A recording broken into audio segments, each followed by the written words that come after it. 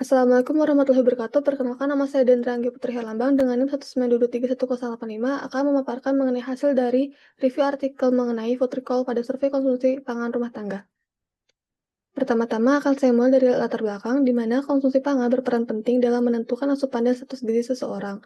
Dalam hal ini, survei konsumsi pangan menjadi alat untuk mengumpulkan dan menganalisis data pola makan individu atau kelompok, sehingga dapat menilai kecukupan asupan gizi serta hubungannya dengan risiko penyakit dan perencanaan program gizi. Pada tingkat rumah tangga, survei konsumsi pangan dapat dilakukan dengan berbagai metode seperti food account, food list, inventory food, household food records, dan metode telepon. Setiap metode memiliki karakteristik dan tujuan tersendiri sesuai kebutuhan penelitian. Oleh karena itu, laporan ini membahas penerapan metode survei konsumsi pangan tingkat rumah tangga, meliputi kelebihan, keterbatasan, serta relevansinya dalam upaya meningkatkan kesehatan dan ketahanan pangan masyarakat. Berikut adalah artikel yang saya review dengan judul Trends and Inequities in Food, Energy, Protein, Fat, and Carbohydrate Intakes in Rural Bangladesh, dengan tujuan menilai tren kecukupan dan ketimpangan asupan energi serta makronutrien di rumah tangga pedesaan Bangladesh. Prosedur pelaksanaannya yaitu data konsumsi dikumpulkan menggunakan kombinasi 24-hour food recall dan food weighing method. Kemudian, responden utama berupa anggota rumah tangga yang bertanggung jawab memasak dan membagi makanan, yang mana biasanya ibu rumah tangga. Kemudian dihitung bahan mentah, masakan jadi, dan porsi yang dikonsumsi tiap anggota dengan bantuan alat ukur visual standar, seperti mangkok, sendok, timbangan elektronik 1 gram. Kemudian jumlah sampel dan repetisinya yaitu sebanyak 2 kali survei panel pada tahun 2011 dan 2018 yang mewakili lebih dari 20.000 individu dari kurang lebih 5.500 rumah tangga pedesaan.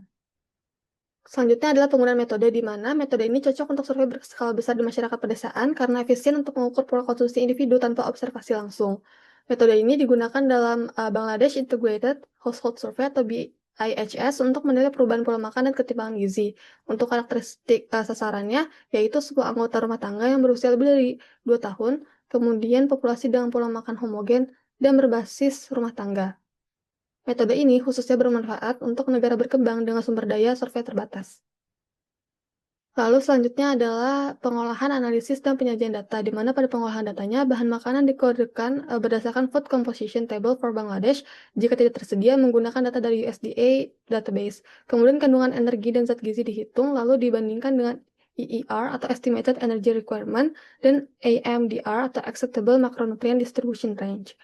Untuk analisis datanya dilakukan dengan Stata16 menggunakan General Linear Model dan Adjusted World Test.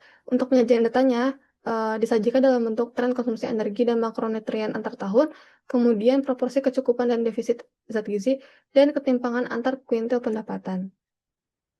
Kemudian selanjutnya hasil penelitiannya yaitu pada perubahan pola konsumsi 2011 sampai 2018, diversitas pangan meningkat di semua kelompok umur dan jenis kelamin.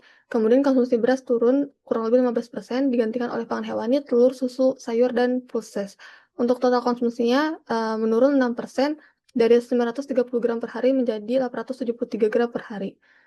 Lalu kemudian ada asupan gizi, di mana energi turun 3-8% di hampir semua kelompok umur, protein turun 3-9% terutama pada laki-laki, lalu lemak naik signifikan yaitu 22-68% tergantung kelompok umur, untuk karbohidrat turun 9-16% tapi tetap dominan.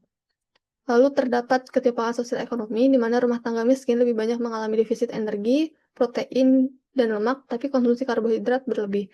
Lalu ketimpangan energi menurun sedikit, tapi ketimpangan lemak meningkat, dan diet makin beragam tapi masih tidak seimbang. Kemudian berikut adalah validitas dan reliabilitas dari 24-hour food recall berdasarkan penelitian oleh Biltoft Jensen et al. 2023 berjudul Validation of the 2x24-hour recall method and a 7-day web-based food dietary against doubly labeled water in Danish adults. Metode ini dibandingkan dengan doubly labeled water sebagai gold standar untuk mengukur energi. Pada validitasnya, hasil menunjukkan validitas yang tinggi dengan korelasi R sama dengan 0,75 sampai 0,80 antara asupan energi dari recall dan total energi expenditure dari doubly labeled water. Kemudian ada sedikit underreporting energi sekitar 5-10%, tapi masih dalam batas wajar untuk survei populasi. Untuk reliabilitasnya sendiri, pengulangan recall 2 kali pada 2 hari berbeda menunjukkan konsistensi hasil yang baik dengan intra-class correlation coefficient sebesar lebih dari 0,75. Kemudian protokol multiple pass dan pelatihan enumerator meningkatkan konsistensi antar hari dan antar responden. Lalu berikut adalah kelebihan dan kekurangan metode, di mana pada kelebihannya memberikan gambaran nyata konsumsi dalam 24 jam terakhir, lalu efisien, hemat waktu dan biaya, kemudian tidak memerlukan kemampuan baca tulis tinggi, dan kombinasi recall serta weighing meningkatkan akurasi estimasi asupan energi dan zat gizi.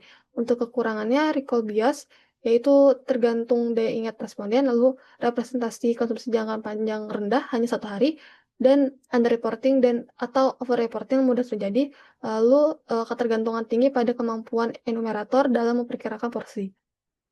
Selanjutnya adalah potensi bias dan upaya menguranginya, di mana pada potensi bias diantaranya ada recall bias atau daya ingat responden yang terbatas, lalu social desirability bias atau responden yang ingin tampak sehat, lalu terdapat household bias yang mana pembagian porsi antar anggota hanya perkiraan, dan terakhir seasonal bias atau survei tidak mencakup seluruh musim pangan. Untuk upaya mengurangi biasnya adalah diantaranya enumerator dilatih intensif dan menggunakan alat bantu visual standar. Kemudian wawancara dilakukan oleh enumerator sejenis kelamin dengan responden untuk menyesuaikan budaya, lalu validasi dilakukan dengan penimbangan aktual bahan dan masakan. Baik, yang terakhir adalah kesimpulan dari paparan saya sebelumnya dapat disimpulkan bahwa metode 24-hour food recall dengan food weighing efektif untuk menilai konsumsi pangan rumah tangga skala besar. Metode ini mampu memberikan keseimbangan antara akurasi dan efisiensi, meskipun tetap memiliki keterbatasan seperti bias ingatan dan ketidakpastian pembagian makanan antar individu dalam rumah tangga. Secara keseluruhan, metode ini valid, reliable, dan sesuai digunakan untuk pemantauan gizi masyarakat di berbagai konteks, termasuk wilayah dengan sumber daya terbatas. Sekian dari saya, mohon maaf apabila ada kekurangan. Wassalamualaikum warahmatullahi wabarakatuh.